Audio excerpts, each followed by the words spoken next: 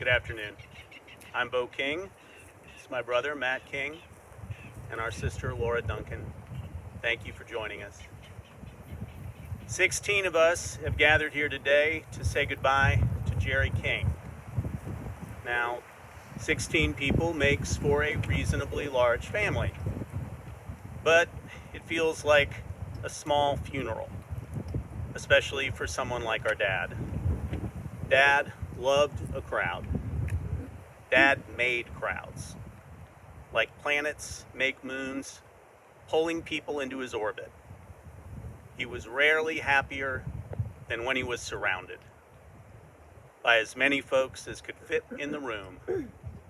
A little music, a few drinks, some food, maybe more than some, and friends, old and new, although no friend was ever new for long.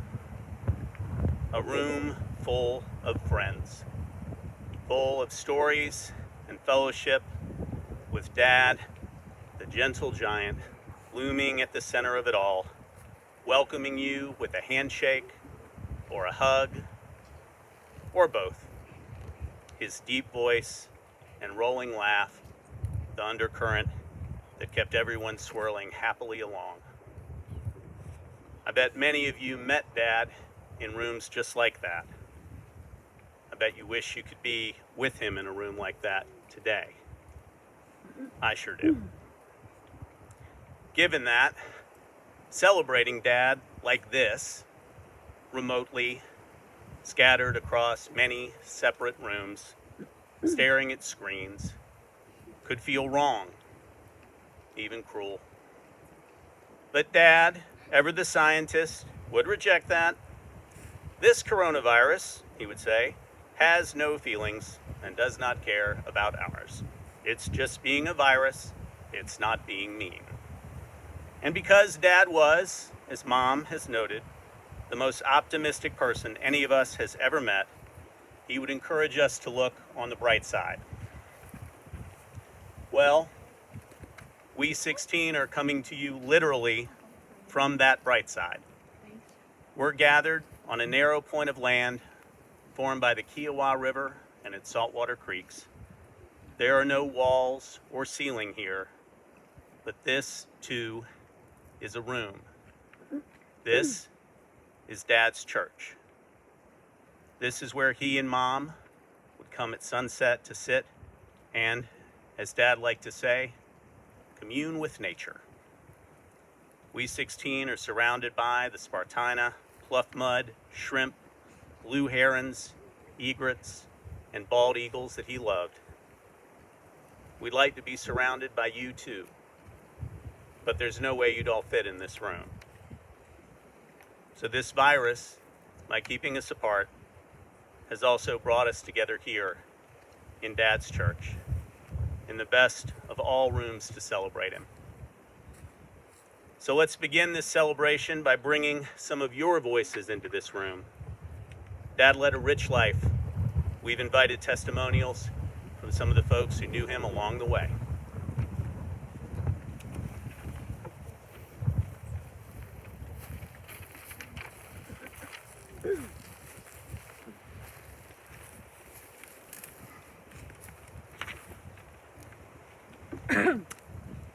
My name is Catherine King, and I'm married to Bo, and I am reading a tribute written by Philip Morrison, Jerry's first cousin.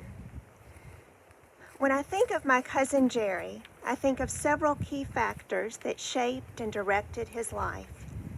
First was family, followed by character, friends, and service.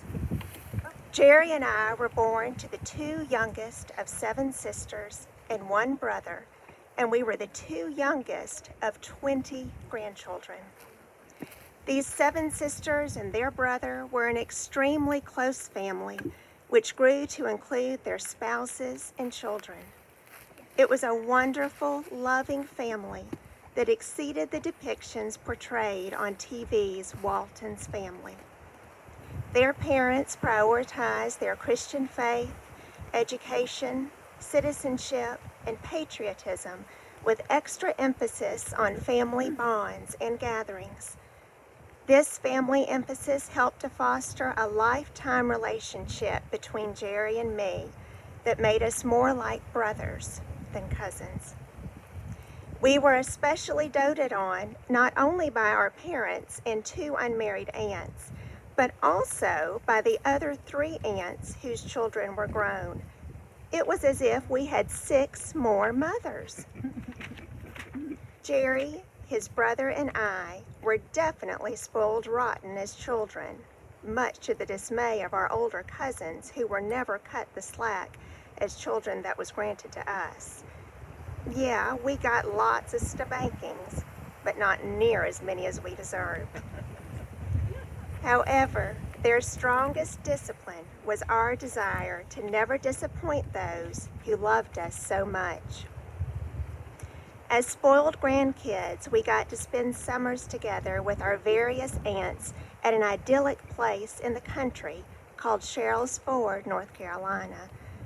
At Cheryl's Ford, we could look for and find Indian arrowheads, pick blackberries, churn homemade ice cream, have watermelon fights, build dams on a small creek, fish and hunt for squirrels and rabbits, play cowboys or World War II Army.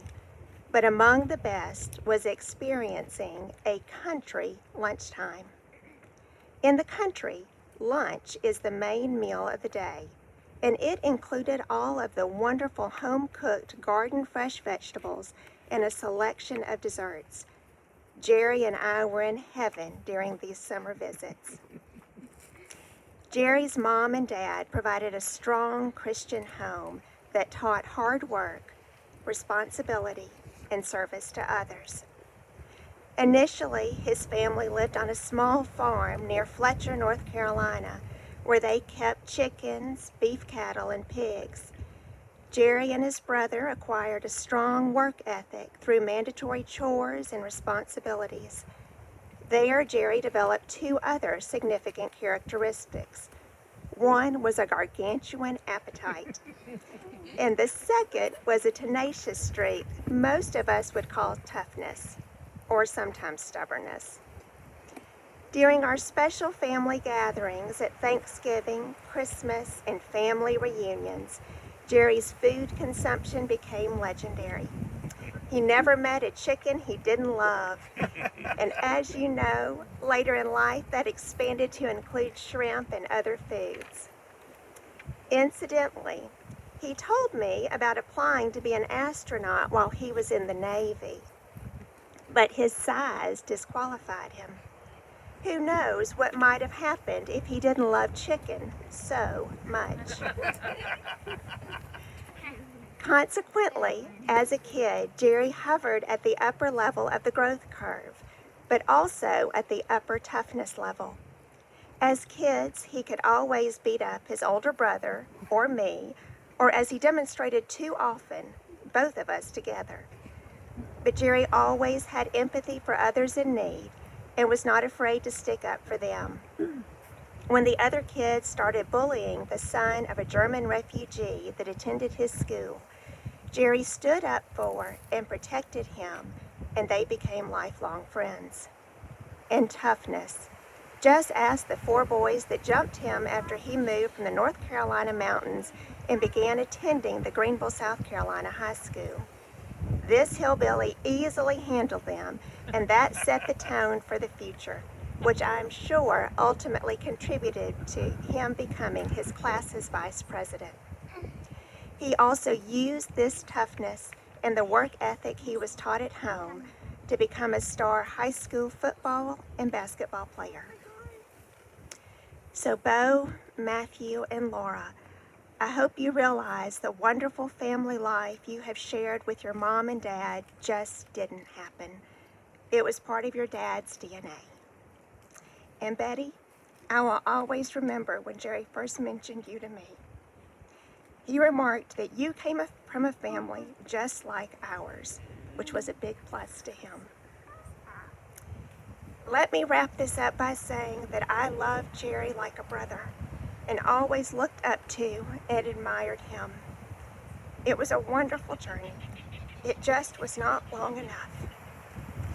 Jerry would probably interrupt now and say, "Enough, cuz. Now get them to throw those Kleenex boxes away." This is a time for a celebration. I've had a marvelous life that was especially blessed by having each of you as a part of it. So let's use this time to celebrate my blessings. Now pour Phil and Jerry. Oh.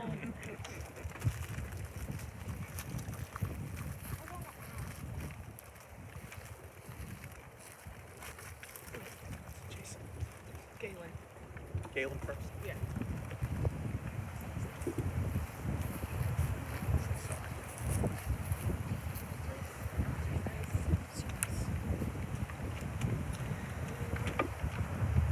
I'm Jason Duncan.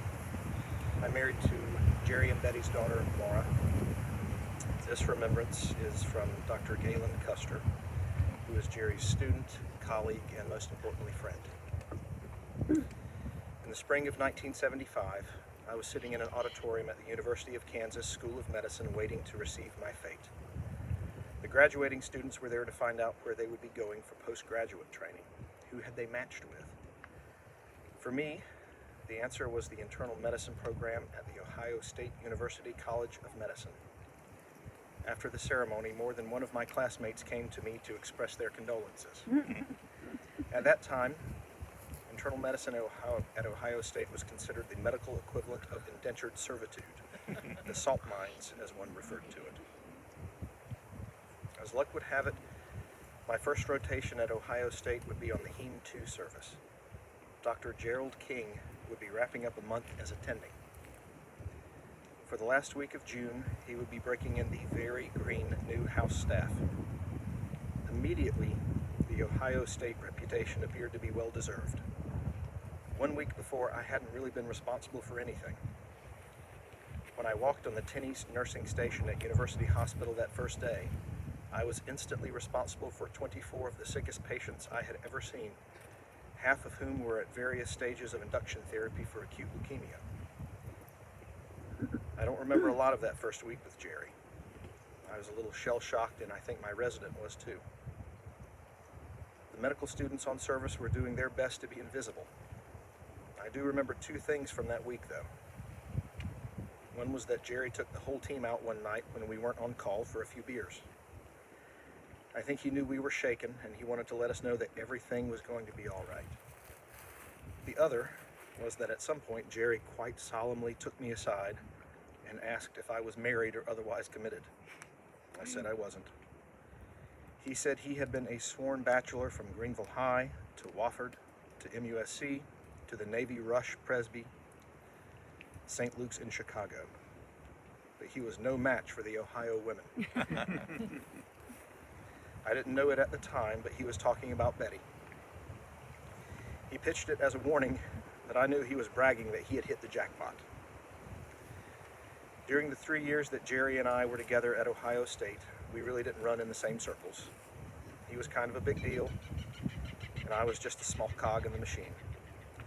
I could sure see and admire everything he was doing there, though. Everybody seemed to like Jerry, and the work he was doing was beyond impressive. Examples include his clinical research in the field of head and neck cancer, which went a long way toward establishing the standard of care. He was involved in phase 1 trials with the chemotherapy drug cisplatin, which proved curative in testicular cancer and is still the cornerstone of many drug combinations for a variety of malignancies. And in the more fundamental field of basic laboratory research, along with his friend Al Labulio, he demonstrated potential clinical applications of immune-mediated therapy that was decades before its time. When Jerry left OSU in 1978, he was director of clinical research for the hematology-oncology department. Jerry went home to Greenville in 1978, and in 1980, when I had finished fellowship training, he went out on a limb and hired me to join the practice. Since that time, for 40 years, I have considered Jerry to be my best friend. Our families have shared so much over the years. There are too many stories to recount, really. The couple's golf trips to the beach, The night Jerry ran our boat aground in the pitch dark in the middle of Charleston Harbor. Catching shrimp with a seine net at night at Wild Dunes and realizing that those eyes glowing behind Jerry standing out in the water belonged to alligators. Jerry taught Terry and I how to light a Weber grill without making us feel stupid. Some of his quotes are too perfect not to be repeated.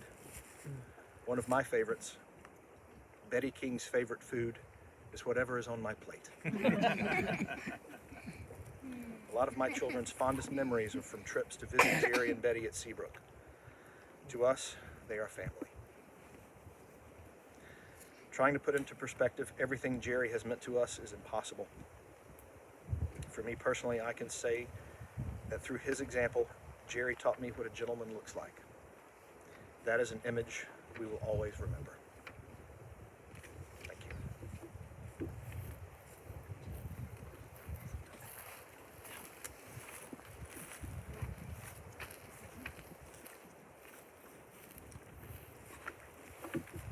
you.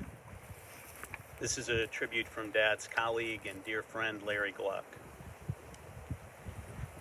It was early October 1985 when I was strongly considering leaving Duke Medical Center to better raise a family elsewhere and anxious to establish professional roots. It was pure coincidence that Greenville, South Carolina, and Jerry King came upon my radar screen. Walking through Jerry's office door a few weeks later, I instantly recognized the electron micrograph prints adorning his walls. I realized suddenly that the G. King, whom I had cited in background research for my work at Duke on activating white blood cells to kill cancer cells, and the G. King, whose research paper supported my grant application to the National Institutes of Health, was indeed one and the same with the Jerry King at hand. Thus began a professional relationship and friendship for the ensuing decades. Diane and I knew no one in Greenville. Jerry King knew everyone. I spent my first 2 to 3 years introducing myself as Jerry King's new partner, which immediately needed no further clarification. Jerry had conquered and then left the halls of academia in a move to return to his roots. More importantly, it was a move to better take care of our fellow mankind in medical jeopardy.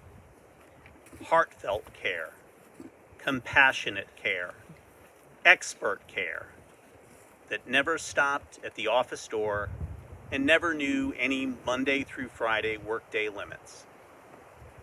While we have far more treatment victories today, cancer treatment in the 1980s and the 1990s was taking care of terrified patients with terrifying diseases.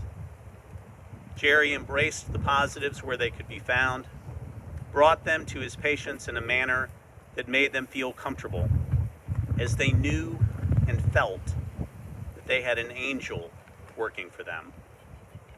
It was Jerry's true patient-centric care that pushed him to co-found a home-based treatment option for many cancer patients long before this became a national trend of merit, and notably, a more personalized treatment option for patients and their families. It was also Jerry's true patient-centric care that united us to push for inclusion within the ranks of National Cancer Institute research, to bring treatment protocols offered within the most revered institutions to those South Carolinians treated within our walls here. One of Jerry's greatest victories was finding Betty. He could not have chosen better. Outside of the office, Diane and I always referred to them as Betty and Jerry, virtually always as an inseparable couple. Jerry paved introductions for me throughout the medical community and helped to establish us within the fabric of a Greenville that we quickly grew to love and which has nourished us beyond measure. Yes, we built a lake house together, but more importantly, he invested his time and energy into our 2 little girls, as he did his own 3 children. He exuded dimensionless happiness when reflecting on the antics of his grandchildren and the adventures of King Beach on the shores of Seabrook Island.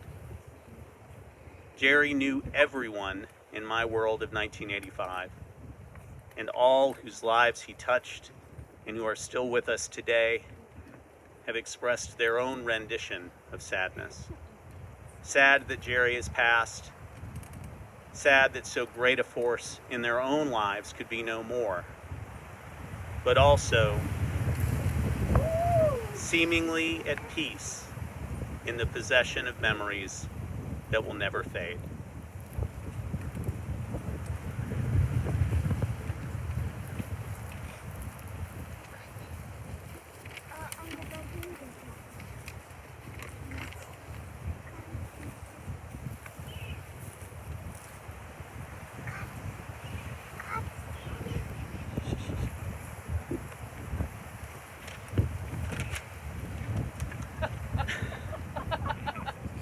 Just need a second here. All right, hi. I am Kara King, and I am Matt's wife. And this tribute comes from Bill Bueller, who is a close friend and former neighbor of Betty and Jerry on Seabrook. And I have known Bill and his wife Sharon since childhood, and they set Matt and I up. We met Jerry and Betty when we moved to Seabrook Island in 2001. It was love at first sight for all of us. Literally within weeks, we decided to go on a 5-week vacation to New Zealand and Australia together. What fun we had, driving on the wrong side of the road, singing songs and laughing for 5 weeks straight. Jerry caught a cold, and when he complained about it to the tour guide, she said, "Oh, you must have caught the male version." We bought a boat together, one that we could take deep sea fishing. One day, when the tides were particularly strong, we managed to get the boat pinned against the bows of 2 other boats. There was a storm approaching. The marina manager realized that there was really only one person who could move that boat, Captain John, who was in the bar. Amazingly, Captain John moved the boat, did a wheelie, and backed it perfectly into the slip. When we tried to tip him, he said, "I'm probably worth more than both of you put together." The next day, we learned that Captain John had married an heir to the Corning family fortune. He was probably worth more than both of us.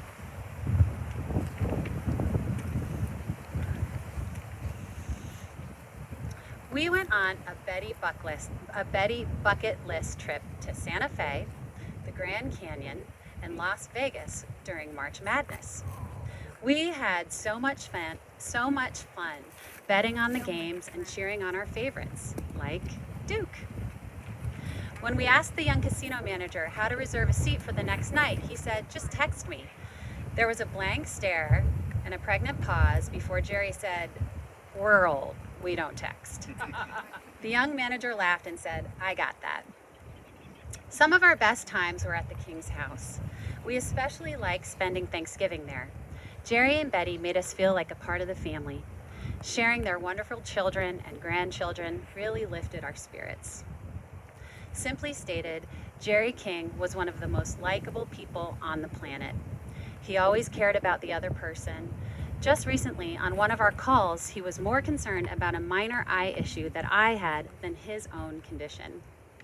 When I think of Jerry, it will be buying shrimp at Rockville together, the 4 of us fishing together, booze cruises, watching the dolphins, behind his bar laughing and having a Jerry, sitting together on the screened-in porch, and out on the point, his favorite spot.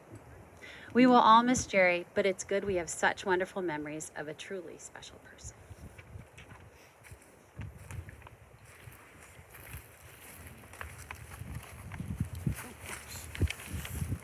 Bound to happen.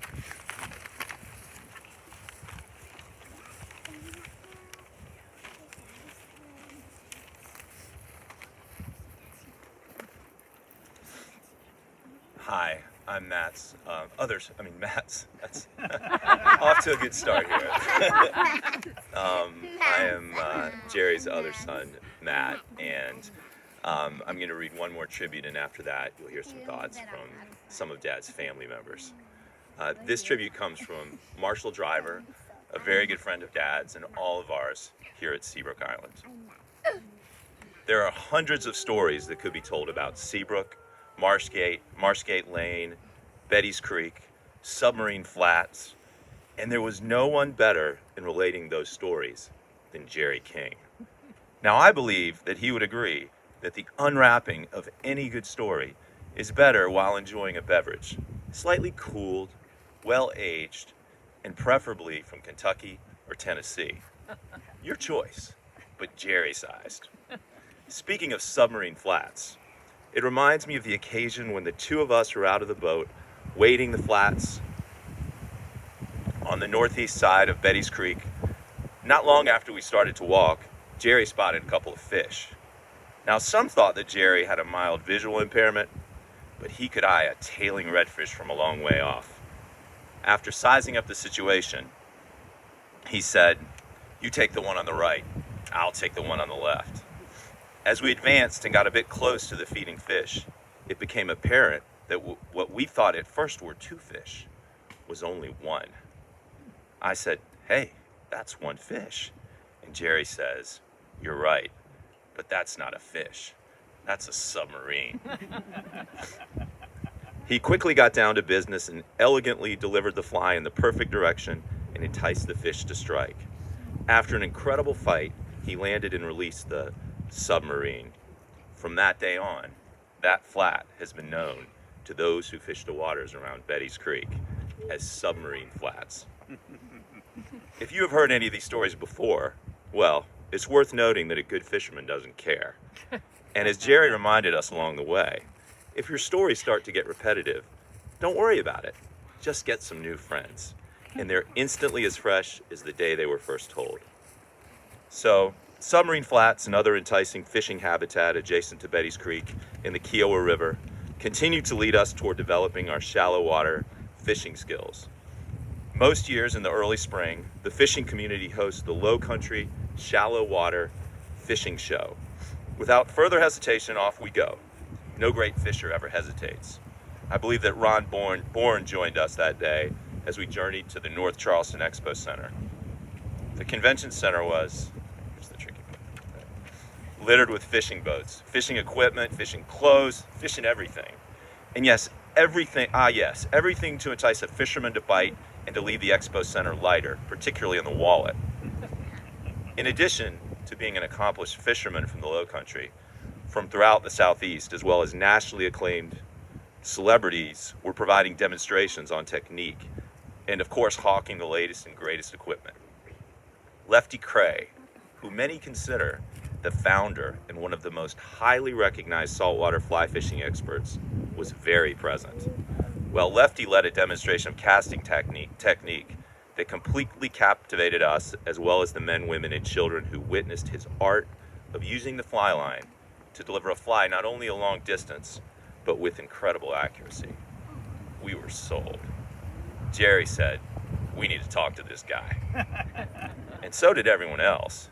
But the crowd thinned and Jerry approached, got Lefty's attention and introduced himself, as well as his fishing friends, and thanked him for the incredibly skillful demonstration. Always in an attitude of wanting to share, Jerry related in an address for help that we wanted to teach our wives how to fly fish. At that, Lefty Kreh, the world-renowned fly fishing expert, exploded. He advanced toward Jerry. Now, you've got to realize that Kreh is at least a head and a half shorter than Jerry, but nonetheless, he got right up in front and implanted his forefinger in Jerry's chest and proclaimed in a very loud voice, "You can't teach your wife anything." Now, pointing to his fishing friends, he said, "They can teach your wife, but you can't teach your wife anything." Have you ever known Jerry King to be speechless? Well, probably not. But this time, he was without words. The moment settled, and Kreh continued in a more genteel manner, relating that he had been married for over 50 years, and he might know a few things about fishing, but he was an expert in marital relationships. We left the expo center with a few pieces of equipment, but most of all, a better understanding of what was ahead of us as we continued to share our passion for saltwater fishing. We can't wait to get together. That's right, together, not together. Again, with Jerry, to wet a line, to tell a story, to share a new fishing story, or maybe just savor an old one.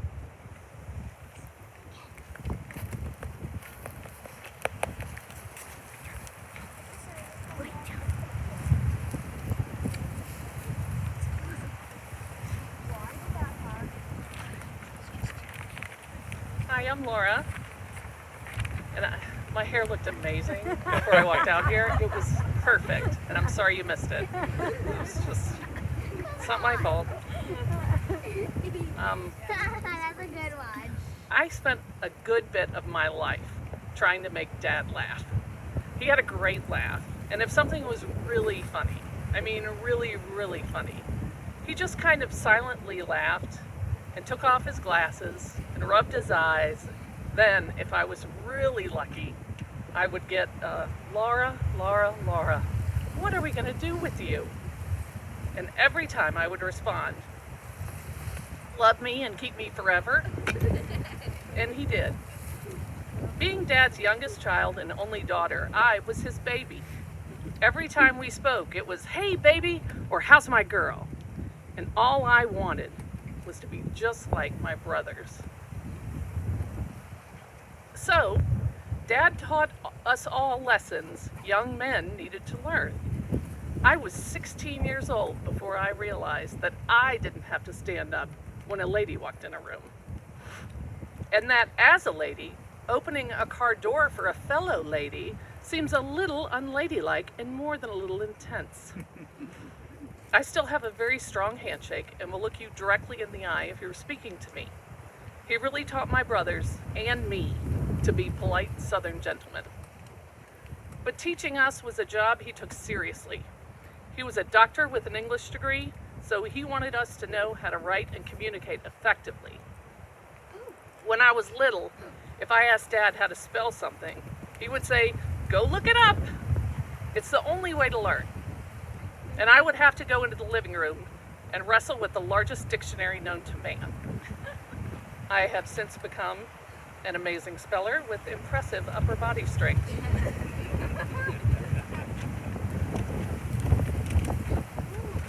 All right, Dad.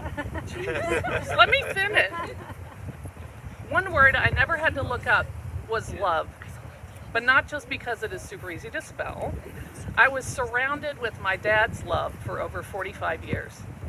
If you want to be precise, as Dad so loved to be, for 16,459 days. During those 16,459 days, Dad taught me not just how to creep out women with unnervingly direct eye contact, he taught me to fish with a bamboo rod, how to take pictures using manual focus, how to drive, how to treat others, probably how to use a fork, and how to squeeze every drop of joy out of life. Dad was an enthusiastic guy. If he loved something, it was unequivocally awesome. It wasn't just a good burger. It was the best burger he'd ever had. It wasn't just great, it was gourmet. If it was utterly spectacular, you might get, I'll have to take you there sometime. It is phenomenal. If we were separated in a crowd or due to meet up somewhere, he didn't just look for us and give a nod of acknowledgement. His 6'4" self would do a huge overhead wave when he saw us, as though we could have possibly not seen him, the tallest guy around for miles. I honestly think he was just excited to see us. Dad did big things and did them well. He was a great doctor. So great that people still come up to me to this day and ask, aren't you Dr. King's daughter? He treated my mom or my sister or my father's cancer. He was so kind. I am still proud to say yes, he's my dad. Now you're gonna calm down? Okay. The biggest thing he did, though, was show up. Dad was always there. Swim meets, football games, soccer games, camping, traveling, you name it. Dad was the team doctor for Bo and Matt's football teams, and Matt's and my basketball teams. Every time a kid would get their bell rung, Dad would jog out on the field or court to check on them. When asked by a worried coach how the kid was, Dad would always say, "Well, Coach, I'm pretty sure he doesn't have cancer." Dad was not always a patient man, but he showed up and stayed in the waiting room for 14 hours so he could meet his first grandchild as soon as possible. He waited with us while our Katie had open heart surgery at 4 months. He was there for it all, with Mom by his side. They made the best team. He was such a presence in my life that his absence is profound. I miss his face, his wave, his teddy bear hugs. But having Jerry King as my father was my greatest honor and privilege. I am lucky that I was able to tell him that often and thank him for everything he did for me. As I used to say, every time I left after a visit, "Thanks for having me." And he would laugh and say, "Twice, right?" Well, more than that. So one more time. Thanks, Dad, for having me.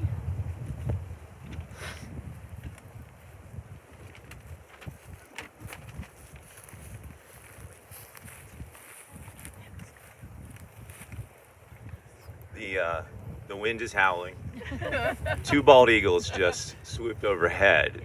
I think that's Dad's way of telling us, okay, guys, wrap this up. Enough about me. Well, sorry, Dad. I got a few other things to say here.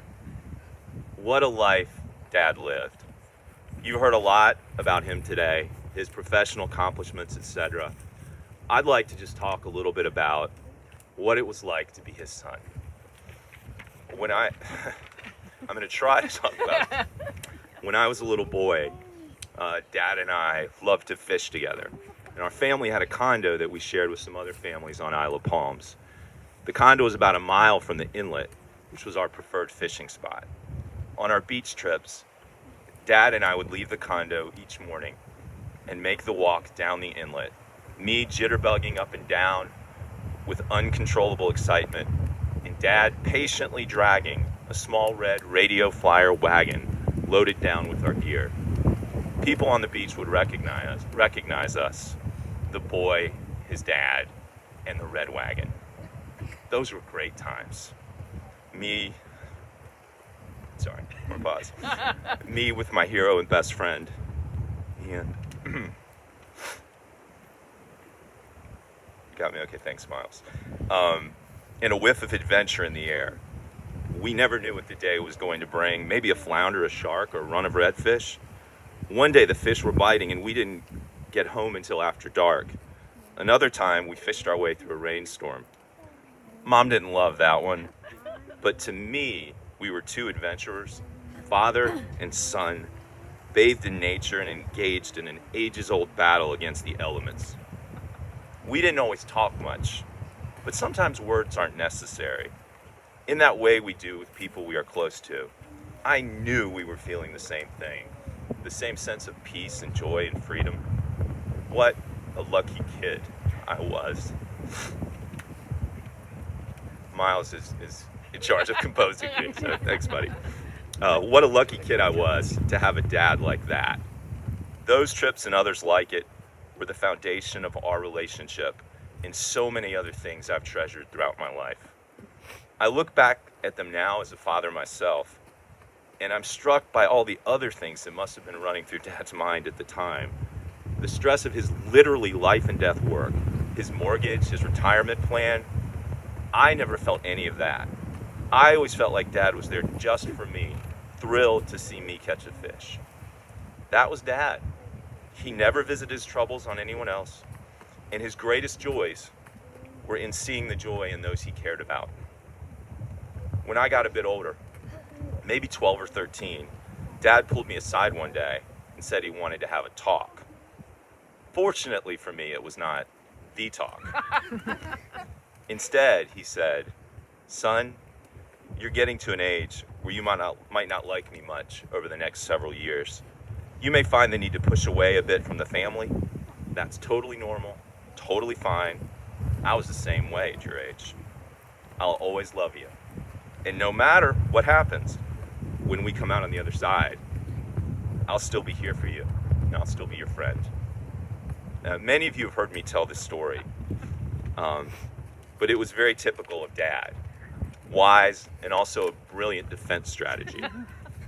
Any move I made to rebel as a teenager would only be proving him right. During this time as a teenager, Dad took me on a trip to fish with him in Alaska.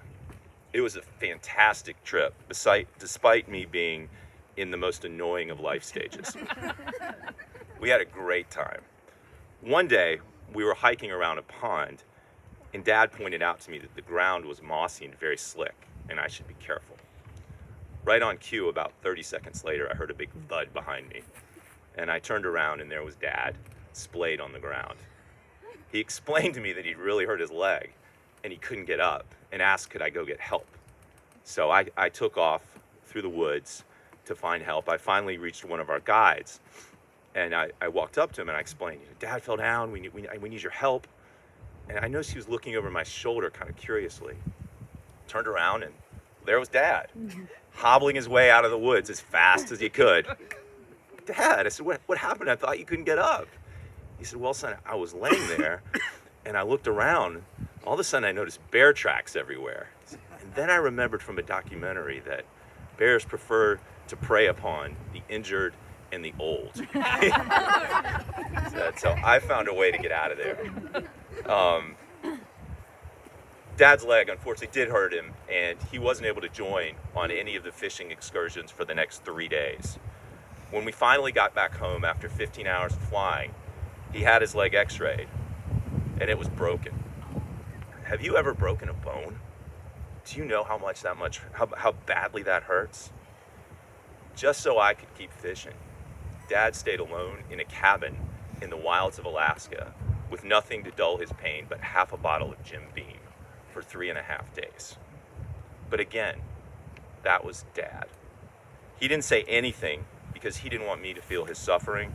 He cared so much more about me enjoying the trip than he did his own comfort or his own health. Dad's empathy and kindness extended not just to me, but to all of my friends. When I was in high school, our basement might as well have had a revolving door on it. Friends of mine from all walks of life were always in and out of the house. Some days the whole football team might show up unannounced. Whoever it was, there was always plenty to eat and drink for everyone. And Dad would discreetly come downstairs and share a "hey buddy" with each visitor in that sweet, deep drawl of his. In the last couple weeks, I've heard from so many of you who remember those days and how much they appreciated Dad's generosity. Don't worry, Dad, I'm gonna wrap up soon.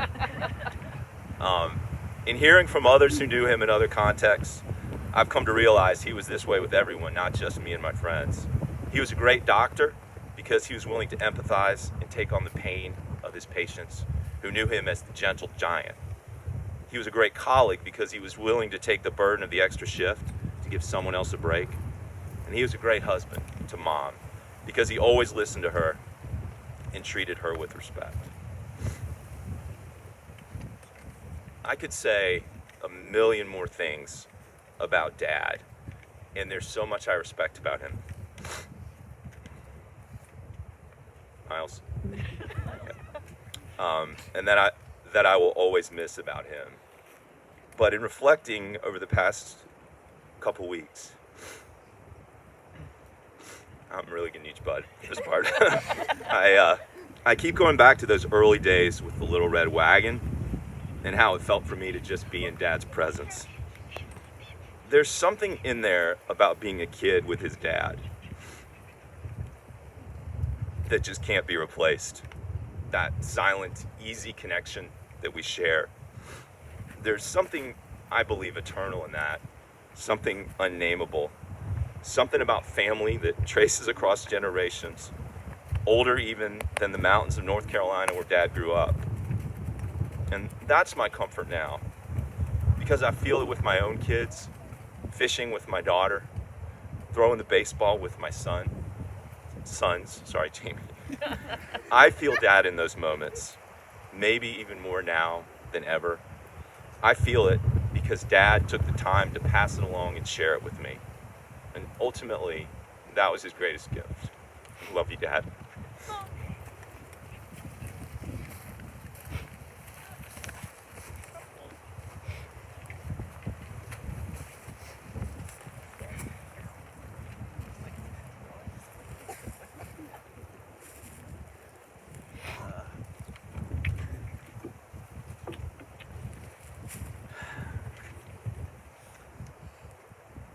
I want to return to how I began.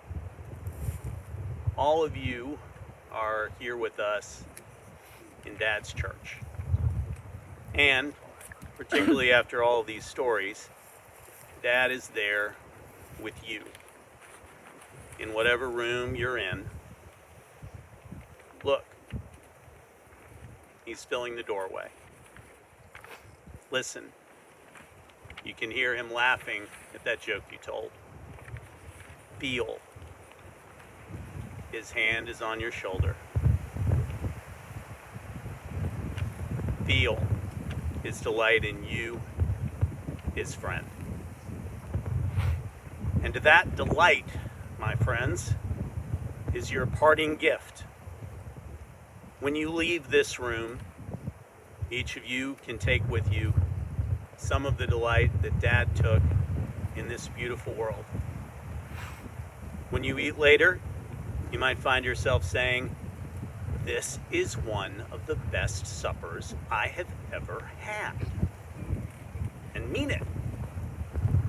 Maybe you'll fix yourself a drink, and some mysterious force will tilt the bottle, making that pour a little heavier than usual. "Don't worry," Dad would whisper. "It's mostly ice." You know better. So did he. People like Dad, the people we love and who love us, are like suns. They warm us, they help us grow, they light our way, and they never set. They never leave us. We're the ones in motion. This world spins us away from them. And no matter how badly we want to stop the world, to extend our days in the sun, sooner or later, and always too soon, the world bears us away, beyond where their light can reach us. No matter how brightly the moon reflects the memory of our sun, it cannot completely dispel the darkness or the cold left by its absence.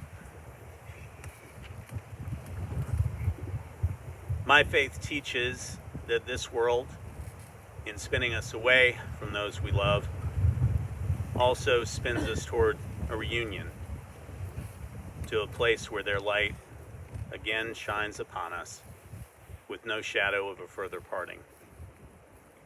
That is a comfort, but it is not the only comfort. Because we carry the sun with us. Even in the dead of night, every cell in your body is bursting with the light of the day. We soak it up, we store it, we share it. It's the same with Dad.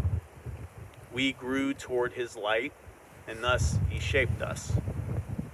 And now he powers us through this darkness. And to those we love, those for whom we are the suns, his light brightens ours. We'll continue to shine his light on our children, and believe you me, they are already incandescent with the love and light their grandfather shone upon them. They'll share that light with their children, from one generation to another, again and again, without end. Amen. We 16 are Jerry King's family, but everyone who loved Dad carries a bit of him with them. We all carry him, and he carries us.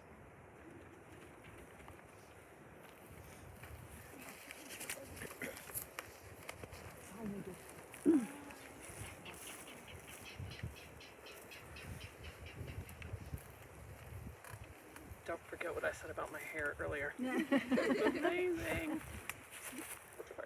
I'm going to read something my mom wanted to say, but was worried she wouldn't be able to say. So I'm going to try.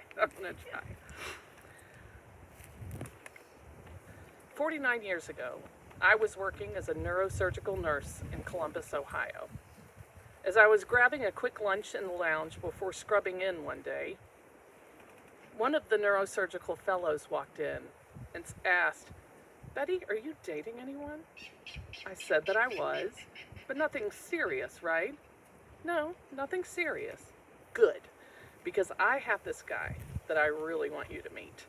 I never fix anyone up, but you two just seem perfect for each other. Not 2 minutes later, the phone rang.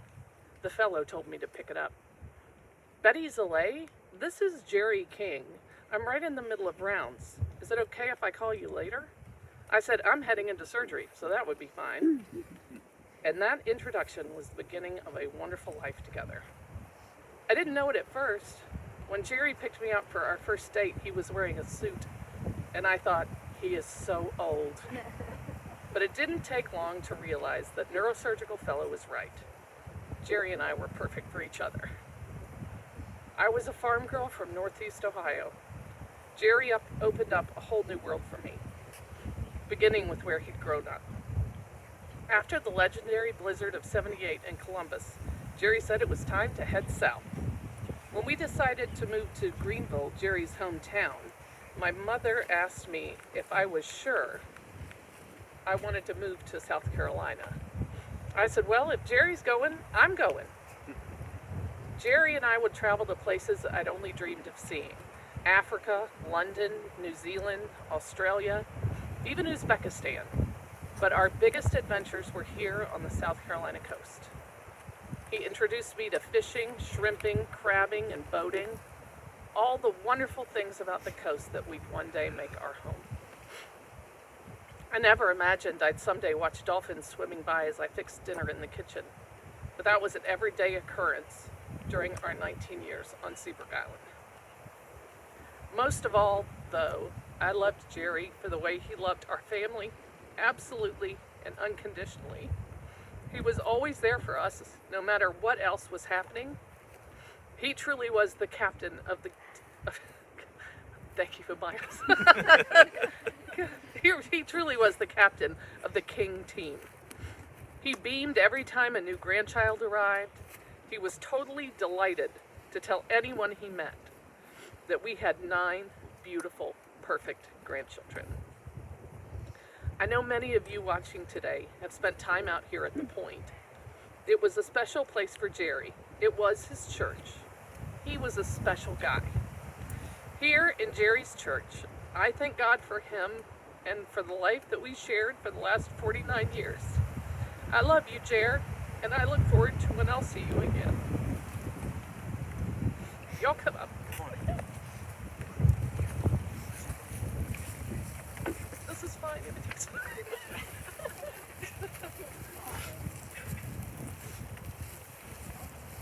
Everybody, come on.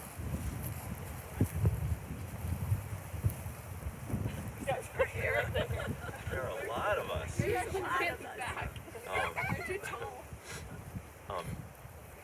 In conclusion, we just want to say thanks to everyone who's joined today. It means everything to us. We are planning. It's great, buddy. Wave away. We are planning an in-person celebration at a later time, hopefully in the spring, at the Cancer Survivors Park in Greenville, and we hope to see many of you there. And thanks to those of you who have already made a donation in Dad's name. As a final note, I'd like to encourage you to watch a slideshow that's on the funeral home site that I was going to say we, but Laura, put together, showing Dad throughout his life. We miss you all and we love you, and we look forward to hopefully seeing